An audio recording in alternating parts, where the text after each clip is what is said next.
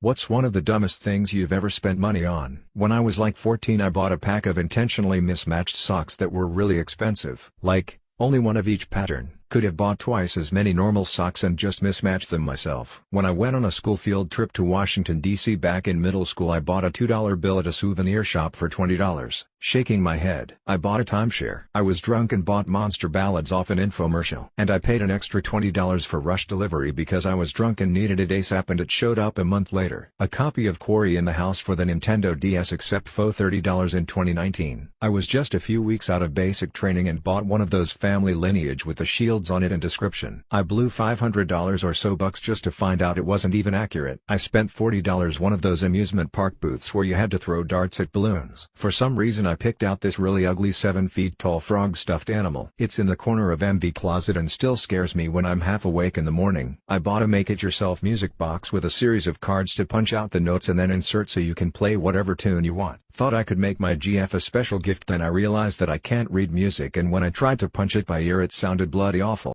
How would you feel about a law requiring parents that receive child support to supply the court with proof of how the child support money is being spent? I would be for it. However, the reason why no law exists is because it would be insanely difficult and expensive to enforce. Think about it. X bought the brand name cereal instead of the no-name brand. You see that on her grocery bill. No way, not on my watch. You'll be hearing from my lawyer. You are laughing, haha, no way anyone would be so petty. Nope. Enforcing accountability and child support provided expenses just opens up the worst legal can of worms imaginable. It's one of those things that sounds good in theory but will be too costly and impractical to do. How would you implement that? A parent has to pay for food for the child and themselves. Are you going to ask for 2 receipts each time? What about the cost of gas, providing a home, electricity, internet, or TV expenses? Do you split all those up proportionally? I get the argument that the parent could spend all the money on themselves, but there's no good way to police it. Child support is supposed to go to everything that it requires to raise a child, which includes sports and clothes for them, but also a lot of shared expenses with the adult. How much money would it waste reviewing and verifying this proof? Because it would suddenly turn that everything but bare necessities is an unaffordable luxury. My friend's father threw a tantrum when he saw that he got new shoes because second-hand is enough, not that he himself bought his wardrobe here, refused to pay for on vacations or repair his bike.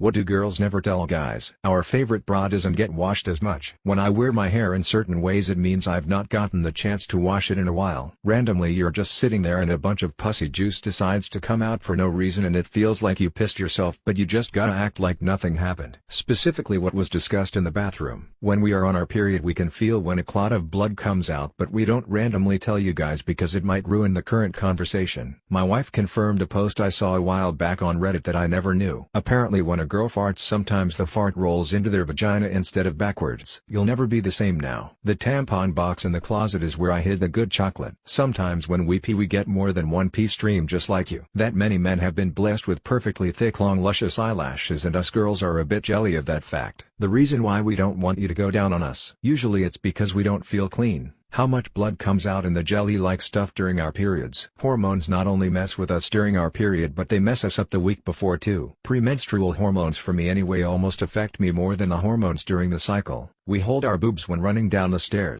What do guys never tell girls? I'm not hungry, I've just been holding in a fart for 2 hours and my stomach's making weird noises. If you compliment me I will think about it for the rest of my life. Just because I text good night doesn't mean I go to sleep immediately. I just need some time alone. I am deadly afraid you will think I am creepy. That's why I am awkward. We're a really cool Bob's Only treehouses, and no you can't come, it's boys only. It wasn't silent and yes I can smell it. What I'm thinking about when you ask me what I'm thinking about, because you wouldn't believe me if I told you what it really was. How touch-starved I am. Please tell us you are flirting. We cannot tell to save our life. We have 2 modes. We either notice every tiny little thing but don't say anything, or we just don't care about most things. It entirely depends on who we are talking to. We're not scratching our balls, we're either adjusting them, getting them unstuck from our leg, or plain playing with them. Itchy balls require a pinch and twist. Nice try girls. I swear my little sister-in-law is a glitch in the matrix. My little sister-in-law is 15 years old, and since 4 years ago when we met she has been all I can describe it as manifesting. They're always small details but they happen so often that you can ignore it.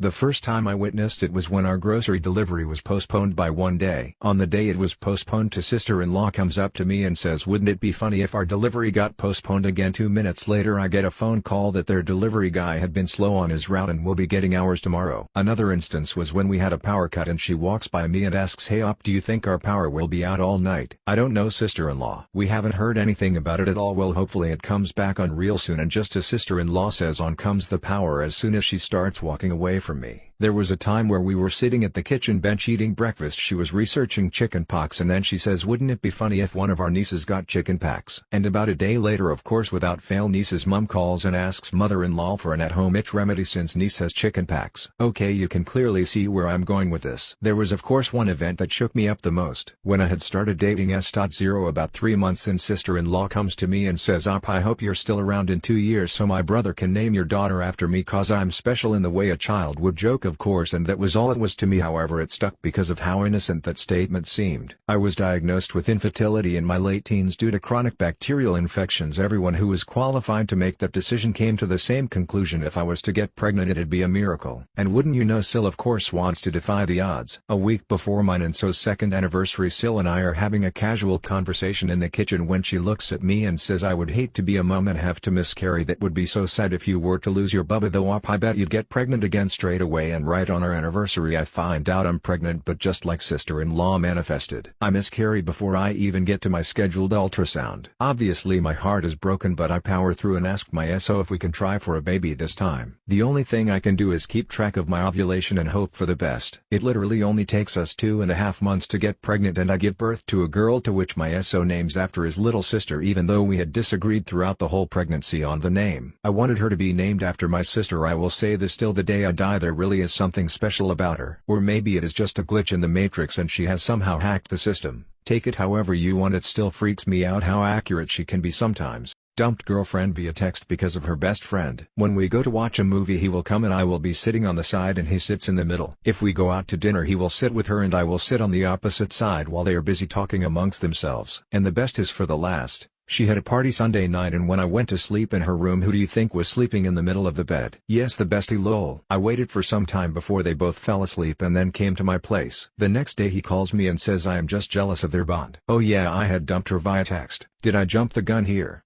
What are rich people problems like? My rich friend has no kids, so he's trying to figure out how to spend all his money before he dies so it doesn't go to some cousins he doesn't like. If I just mention something I like he'll buy it for me immediately. It's ridiculous. Figuring out how to give your kids everything they want without turning them into spoiled brats who are messed up for life. I used to work in fine art shipping and rich people constantly call and ask if we could remind them which house would ship their expensive artwork to. They would have trouble remembering. My boss is a pretty significantly wealthy guy and his family in general is very wealthy, and looking in from the outside when he's in his venue drinking with people, there's definitely a problem of people taking advantage of being your friend for freebies and privilege over your staff. Cannot imagine going through life with that many fake people trying to get something. All your poor relatives move close to you and start asking you for things and money. What screams I'm poor but pretend I'm rich. Posting selfies posed with things that aren't yours. Following/constantly posting stupid entrepreneur shit on Instagram. My brother always carries a wad of cash in a money clip. He has a $100 bill on the outside but the rest is all $1s. It's all for show. He has no money and lives with my parents. An expensive current year model car parked in front of a low-income apartment complex. I have a relatively poor friend who doesn't have a TV or anything, but they go around in a several hundred-pound tracksuit and wear fake diamond rings they bought on Wish, which he tells people are real. Taking pictures in a fake luxury airplane. Me telling people I own Bitcoin but conveniently not mentioning that I only own 0.002 BTC. Bragging about how much money you have. Clothes and accessories with huge logos on them. Posting pictures of new items you purchased on Instagram and stuff. My old roommate spent his entire financial aid refund on a Gucci belt because the security guard at the mall assumed he couldn't afford it.